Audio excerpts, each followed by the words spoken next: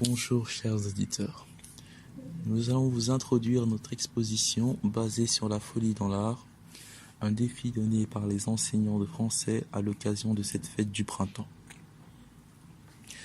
Nous avons nommé Van Gogh, un artiste daté de l'époque du XIXe siècle, mais qui demeure dans notre esprit grâce à ses œuvres et sa fabuleuse histoire. Ce fameux personnage né à Zundert, aux Pays-Bas le 30 mars 1853 d'un père pasteur et d'une mère au foyer, est mort le 29 juillet 1890. Durant son enfance, Van Gogh était un enfant têtu, enfermé et un peu difficile à vivre. À 11 ans, il quitta sa maison pour aller dans des internats. D'abord dans celui de Zevenberger et ensuite de Tilburg, où il fit ses études secondaires et apprit 3 langues, mais il ne les terminera pas. Après être rentré chez lui, il fut embauché par son oncle comme commis dans la galerie de la Haye, et c'est à ce moment que Vincent se mit à apprendre le métier de marchand d'art. Maintenant, nous allons passer à ses œuvres. Sur le panneau, vous pouvez en voir 3.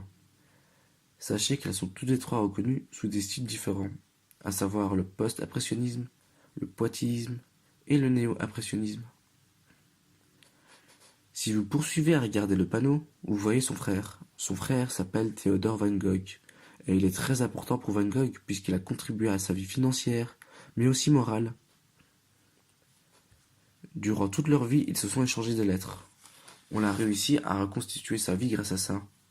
À côté de la photo de son frère, vous pouvez voir la couverture d'un livre qui reprend toutes les lettres qu'ils se sont échangées. Pour finir notre exposition, je vais vous raconter l'histoire d'une de ses œuvres. C'est un autoportrait à l'oreille bordée, peint à l'huile. Tout d'abord, vous devez savoir qu'il souffrait de bipolarité. Un jour, il s'est disputé avec son meilleur ami, Gauguin. La raison de la dispute est qu'il avait dit à Van Gogh qu'il ne savait pas peindre. Van Gogh l'a très mal pris et était en colère. Cela l'a poussé à prendre une lame de rasoir et de se couper l'oreille. Ceci est bête, mais c'est la vérité, cher auditeur. Nous venons d'arriver à la fin de la présentation. Merci d'être resté jusqu'à la fin et de nous avoir écoutés. Nous vous souhaitons une bonne continuation.